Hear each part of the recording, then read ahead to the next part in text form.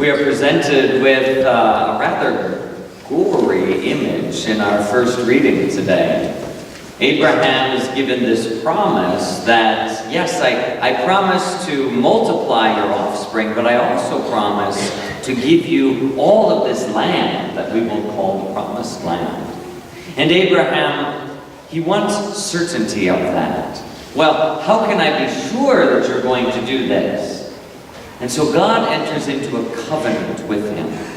And this covenant, as it unfolds, requires the slaughter of all of these animals. And we see how Abraham chops them in half and lays the halves apart from one another. Not a very pretty picture. But in a sense, what God is saying to Abraham, okay, you've asked for a covenant.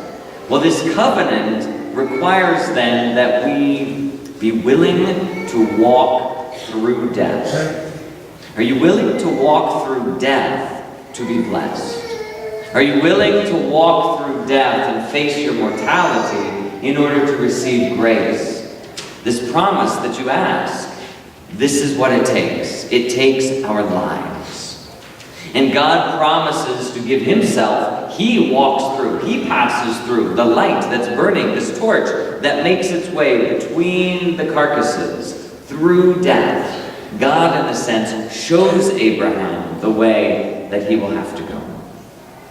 The story that we hear in the New Testament is not much different. That Peter and his apostle, or Jesus and his apostles, Peter, James, and John, and the rest, are on their way to Jerusalem. And as they're making their way, Jesus pulls them off to the side and says, let's go up this mountain. And when he's up there, he is transfigured. And the glory of the resurrection is shown to his apostles. Because as they are going to Jerusalem, he knows what's going to happen. He knows that he will have to walk through death. And that his apostles are also going to journey with him through death. And so before any of that happens, Christ becomes the light.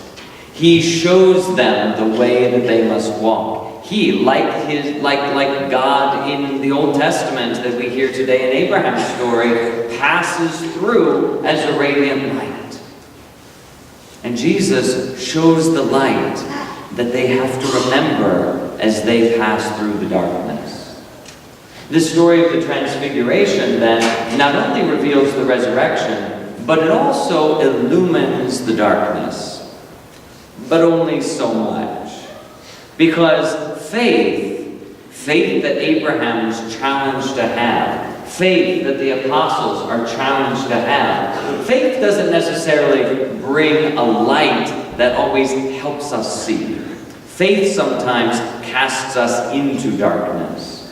Faith is what we rely on when we can't see. We just know that it is before us. We just know that God surrounds us. We just know these things when we cannot see them. And even when we do see God's light, that light causes blindness. Like when you stare into the sun, it is very bright, but you can't see a thing. And that is what faith is. It is so bright sometimes. It is so much bigger than we are. It is so overwhelming that it temporarily blinds us. And the apostles, Peter, James, and John, they are thrown into this darkness. They're thrown into this cloud. A cloud covers them and they cannot see. Abraham, even before the sun sets, so it's still light out, it says he entered into a darkness. The interior darkness of faith. That I don't quite understand what you're asking of me, God. I don't quite understand what you're showing me. I don't quite see the full picture and know all the days of my life. And it makes us afraid. And it causes us to be worried or cautious. But that faith, even though it is a darkness, shows us the way. And God walks with us in that darkness. And I think that's the purpose of that light passing between the dead animals. It's the purpose of Christ's transfiguration on the mountain. That I want to show you that it's okay to walk through death.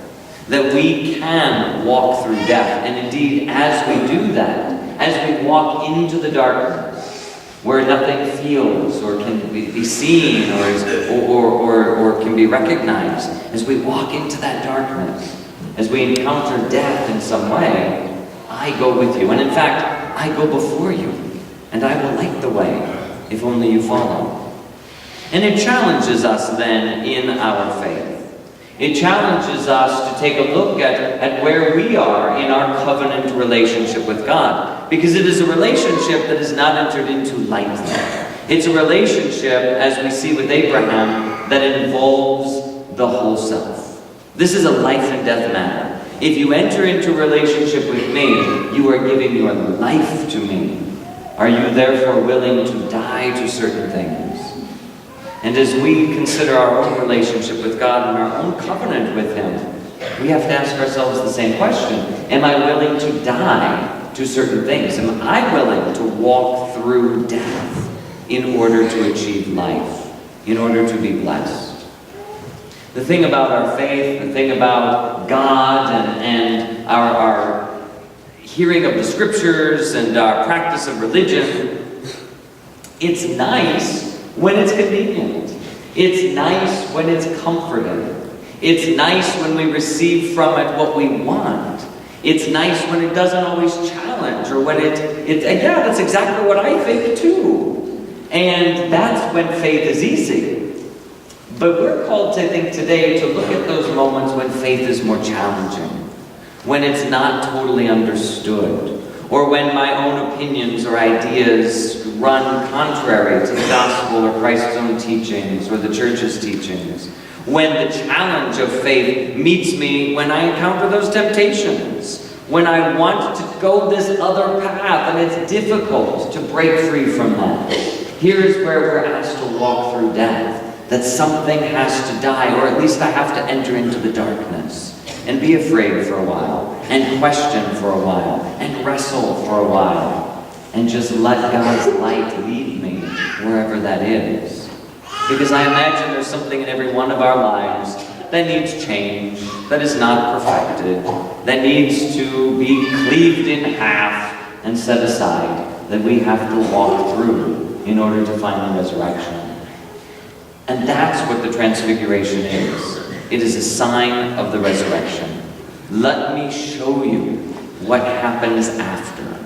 Let me give you a glimpse of what you are going to witness after you pass through death. And I think then that tempers our prayers.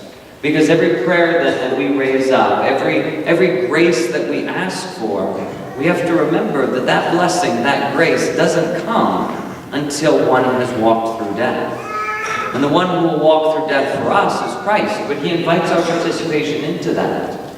And so every time we ask for a blessing, every time we ask for a grace, every time we pray for some goodness, every time we ask for a healing, whatever it is, we know that that grace comes at the cost of a drop of Christ's blood. That every grace comes in His blood. That blessing is communicated by walking through death. And that is why it is so precious. Because this relationship with God is not a light matter. It is something that involves the whole self. And God gives His whole self to us, even in the smallest graces. So what are we asking for? Are we praying for things that really matter? Are we asking God to help us in our journey for things that are really eternal? And are we willing to offer our lifeblood for the good of another? That is our challenge today, especially as we are early in our Lenten season. Am I willing to enter into the darkness, the uncertainty, to say yes to God, to follow the light, even if I'm not sure where it's going to end up? This Lenten journey challenges us then to hear the beloved Son, to listen to Him, and then to walk the path of death that leads to life.